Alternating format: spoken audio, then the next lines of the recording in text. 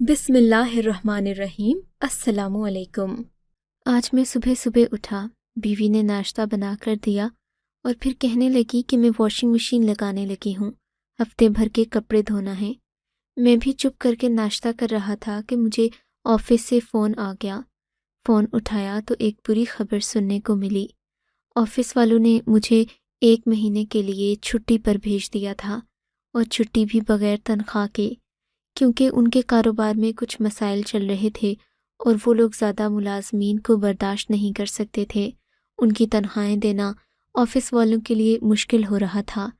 खैर, ये तो सीधी सीधी ना ही थी कि अब हमें काम से निकाल दिया गया है। फ़ोन सुनकर मैं बुझ सा गया था, मगर कुछ कर नहीं सका, क्योंकि हमें काम करते हुए अभी 6-7 महीने ही हुए थे और दफ्तर में नए लोगों की वैसे भी नहीं सुनी जाती। मैंने ये बात बीवी को नहीं बताना थी। मैं उसे किसी भी किस्म की परेशानी में नहीं डालना चाहता था। तभी मैं बहाना करके अपने कमरे से बाहर आया। मैंने देखा सादिया अभी तक कपड़े इकट्ठे कर रही थी। मुझे देखकर वो यकदम रुक सी गई और मुझे हैरत से देखने लगी। क्या हुआ, तुम ऑफिस नहीं गए? अभी तक कपड़े क्यों नहीं बदले? मैंने सोचा आज का दिन मैं तुम्हारे साथ बिताऊं। मैंने शौक अंदाज में कहा। वो कपड़े छोड़कर मुझे घूरने लगी। कोई ज़रूरत नहीं इन चौंचलों की, मुझे आगे कुछ शादियों में जाना है। तुम उस वक्त छुट्टी ले लेना, इस वक्त छुट्टी करना मुनासिब नहीं है। उसने मुझे अच्छा खासा झाड़ दिया। नहीं भाई, कहा ना, आज मैं ऑफिस नहीं जाऊंगा। मेरा आज दिल कर रहा है कि तुम्हारे हाथों की बनी बिरयानी खाऊं। कितने दिन हो गए हैं सादिया, तुमने मुझे अपने हाथों से कुछ नहीं खिलाया। मेरी बात पर सादिया मुझे उलझी उलझी नज़रों से देखने लगी, जैसे मैंने उसके किसी काम में खलल डाल दिया हो। मैंने देखा वो कपड़े समेट कर एक तरफ रखने लगी। अच्छा, तुम अंदर जाओ, मैं आती हूँ, फिर बात करते हैं। नहीं भाई, मैं अंदर क्यों जाऊं? आज मैं तुम्हें काम करता देखूंगा, पता तो चले कि मेरी बीवी सारा दिन इतने भारी काम कैसे करती है। मैं अपनी बीवी से ऐसी ही मीठी मीठी बातें कर रहा था, मगर उसका रवैया अजीब सा हो रहा था। वो कभी दाएं देखती, कभी बाएं देखती, कभी मुझे कुछ कहती तो कभी कोई ऐसी बात जिसका कोई जवाब ही ना बनता। फिर अचानक कुछ सोच कर बोली, अच्छा जाओ, छत पर ये कपड़े फैला कर आओ। मैंने देखा उसने बाल्टी में चंद गीले कपड़े डाले हुए थे। मैं उसके दिए हुए कपड़े उठाकर छत की तरफ जाने लगा। छत पर जाकर कपड़े फैलाए तो ये देखकर मैं हैरान ही रह गया कि वहाँ पहले से कोई 50-60 जोड़े लटके हुए थे, जिन्हें धोकर साफ सुथरा कर दिया गया था। मैंने बड़ी हैरत से इन कपड़ों को देखा। न जाने सादिया ये काम कब से कर रही थी। मोहल्ले के लोगों से सुना तो था कि मेरी बीवी ड्राई क्लीन का काम करती है, मगर मैंने कभी उसे घर में कपड़े धोते नहीं देखा था। खैर, मैं वापस नीचे आ गया। देखा तो वो भी नाश्ता कर रही थी और उसके चेहरे पर परेशानी के आसार थे। क्या हुआ सादिया, क्या तुम्हें मेरे घर रुकने पर कोई खुशी नहीं हुई? खुशी किस बात की, तुम तो हर वक्त यहीं होते हो। तुम्हारा चेहरा देख देख कर मैं उकता गई हूँ। सादिया के मुंह से ये बातें अजीब सी लग रही थीं। उसने मुझसे कभी इस लहजे में बात नहीं की थी। खैर, मैं खामोश हो गया, और कर भी क्या सकता था। फिर मैंने खुद ही खामोशी तोड़ने के बहाने बात शुरू की। अच्छा सादिया, ये तो बताओ, तुम वाकई ड्राई क्लीन का काम करती हो? अगर करती हो तो मुझे क्यों नहीं बताया? अच्छे खासे पैसे कमा लेती हो भाई, शौहर की कोई मदद ही कर दो। मैं अपनी नौकरी चले जाने के पेश नज़र उससे मदद की दरख्वास्त कर ही रहा था कि वो एकदम भड़क उठी। तुमसे किसने कहा कि मैं 50-50 जोड़े कपड़ों के धोती हूँ? यही कोई 10-20 जोड़े धो लेती हूँ, और जो कीमत मुझे मिलती है उससे घर दिन पैसे नहीं मांगती। सादिया ने तो मेरा मुंह बंद कर दिया, मगर उसका मामूली सी बात पर इतना गुस्सा करना मेरी समझ से बाहर था। दोनों के दरमियान अजीब सी खामोशी छा गई। फिर सादिया खुद ही मुस्कुराकर बोली, अच्छा जाओ, बाजार से जाकर बिरयानी के लिए सामान ले आओ। मैं आज तुम्हें तुम्हारी पसंद का खाना खिलाऊंगी। सादिया के रवैये में यूं अचानक तब्दीली बेमायने नहीं लग रही थी। नहीं सादिया, आज हम दोनों मिलकर शॉपिंग करेंगे। चलो दोनों जाकर सामान ले आते हैं। मेरी बात पर सादिया यकदम बोल उठी, नहीं नहीं, मैं जाकर क्या करूंगी, तुम खुद ही जाकर ले आओ ना। 2-4 मसाले ही तो कम हैं, बाकी सारी चीज़ें घर में पड़ी हैं। सादिया ने मुझे जैसे घर से निकालने की जल्दी की थी। वो दरवाजे तक मुझे छोड़ने आई और फौरन से उसने पीछे से दरवाजे को कुंडी लगा दी। मैं थोड़ी देर खड़ा बाहर सोचता ही रहा, پھر مجبوراً بازار کی جانب چل دیا۔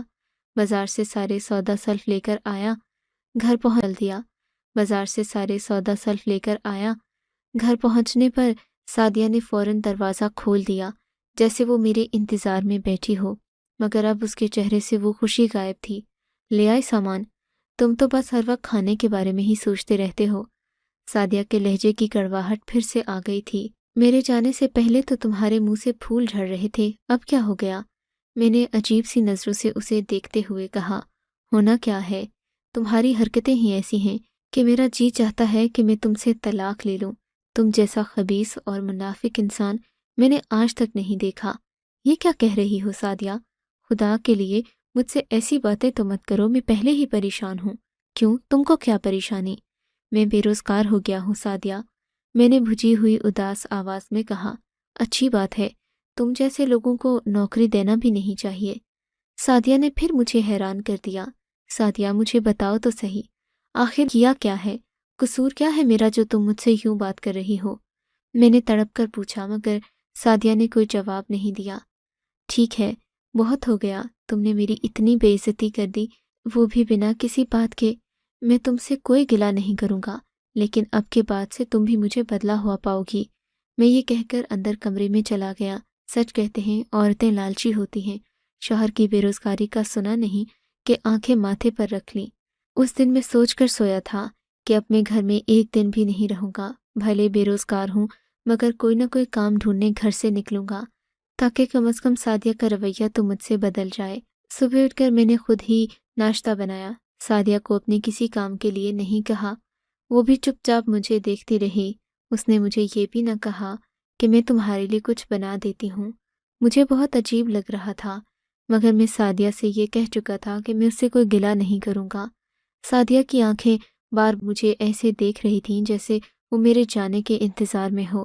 سمجھ نہیں آتا تھا کہ سعدیہ کو میرے گھر میں رہنے سے مسئلہ کیا ہے، مگر پھر نہ جانے کیوں مجھے شک سا ہوا۔ میں نے باہر جانے کا ارادہ ملتوی کر دیا، لیکن پہلے میں اسے اچھی خاصی سنا چکا تھا کہ میں باہر جا رہا ہوں، کوئی نہ کوئی کام ڈھونڈ کر ہی واپس آؤں گا، لیکن اس بات کے لیے کوئی بہانہ بھی تو چاہیے تھا۔ میں اٹھ کر کمرے سے باہر آیا۔ میں نے اسے کہہ دیا کہ آج میرے پاس کپڑے دھلے ہوئے نہیں ہیں، اس لیے آج جانے کا ارادہ ملتوی کر دیا ہے۔ آج بیٹھ کر اپنے کپڑے دھوؤں گا تو کل ضرور کسی نہ کسی کام کے لیے نکل جاؤں گا، یا پھر دوپہر کے وقت ہی چلا جاؤں گا۔ تم سے کوئی احسان نہیں لوں گا، تمہیں تو میں اب خواہ برا لگنے لگ گیا ہوں۔ یہ بات سننا تھی کہ سعدیہ فوراً میرے ساتھ باہر آ گئی۔ نہیں، آپ کپڑے کیوں دھوئیں گے؟ مجھے دیں، میں آپ کو کپڑے دھو دیتی ہوں۔ کیوں؟ پہلے تو تم نے مجھے ناشتہ بنا کر نہیں دیا، کپڑے کیوں دھو کر دو گی؟ رہنے دو، میں خود ہی دھو لیتا ہوں۔ میں جیسے ہی واشنگ مشین کے قریب پہنچا، وہ میرے پاس آ کر کھڑی ہو گئی۔ کیا کر رہے ہو؟ کہا نا میں دھو دیتی ہوں۔ دیکھو واشنگ مشین ویسے ہی خراب ہے۔ اس نے میری توجہ واش روم کی لیڈ کی طرف کروائی، جو واقعی میں ٹوٹ چکی تھی اور اب وہ سوئچ میں نہیں لگائی جا سکتی تھی۔ میں مجبور ہو گیا۔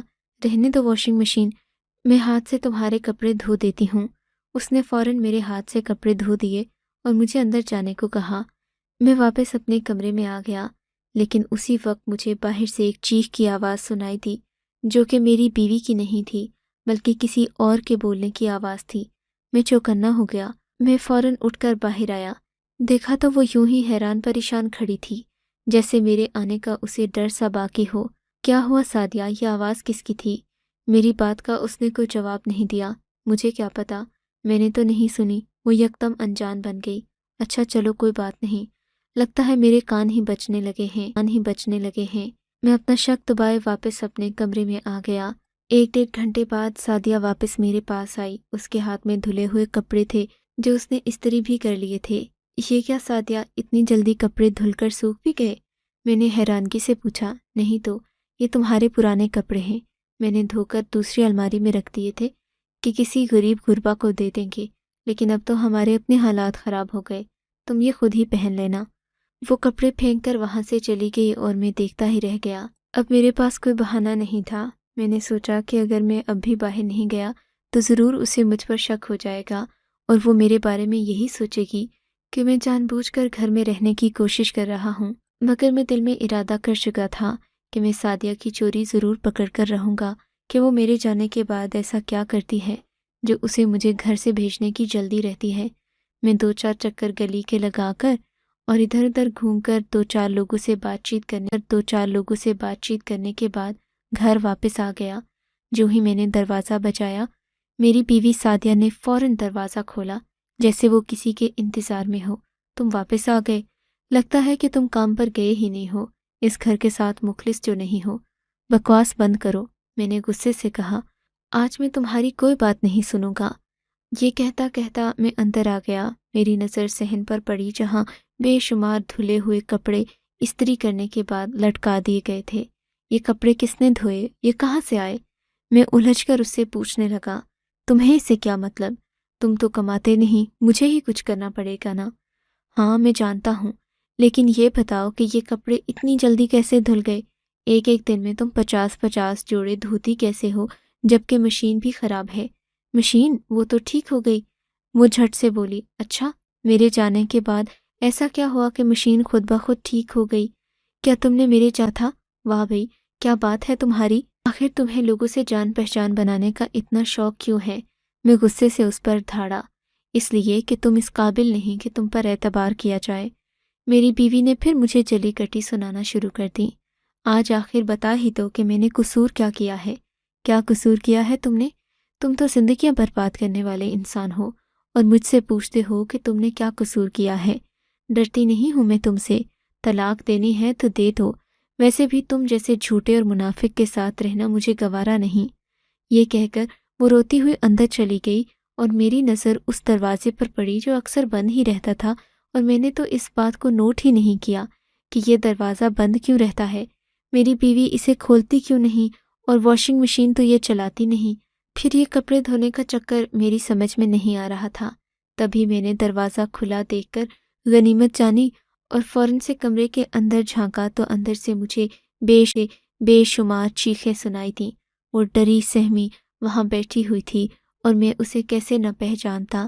وہ تو مجھے پچھلے کئی مہینوں سے اس گھر میں نظر نہیں آئی تھی، میں تو اسے ڈھونڈ رہا تھا۔ میں نے سعدیہ سے کئی بار پوچھا، سعدیہ نے مجھے اس کا نہ ہی معقول جواب دیا اور نہ ہی مجھے اس معاملے کی تفتیش کرنے کو کہا۔ میں خاموش ہو گیا۔ میں تو سعدیہ پر بہت بڑا شک کر بیٹھا تھا، مگر میں یہ نہیں جانتا تھا کہ اس کمرے میں کون ہے۔ میں نے فیصلہ کیا کہ میں یہ بات سعدیہ سے پوچھ کر رہوں گا۔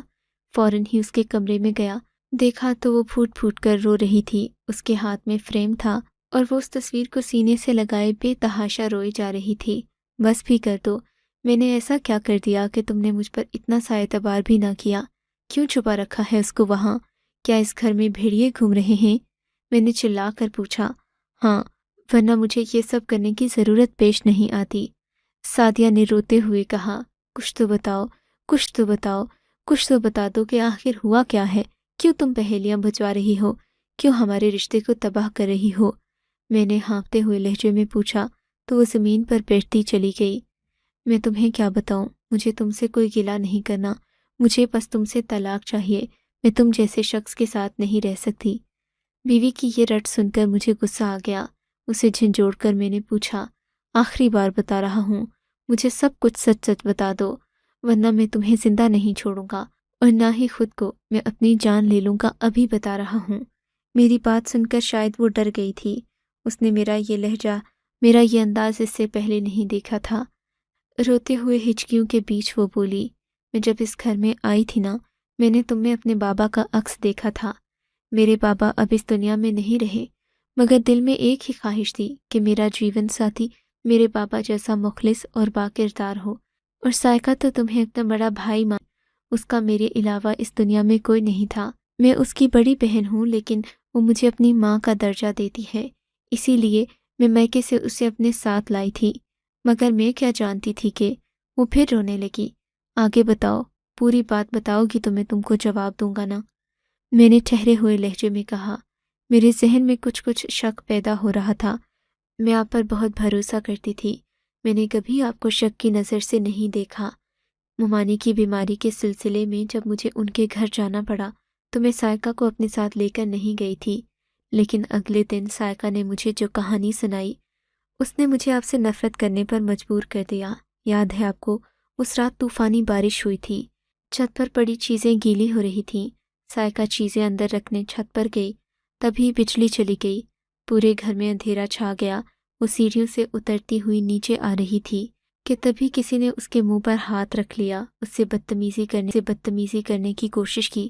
وہ تو بھلا ہو بارش کی وجہ سے پیدا ہونے والی پھسلن کا کہ تم پھسل کر گر گئے، اور سائقہ اپنا دامن بچا کر اپنے کمرے میں بھاگ گئی۔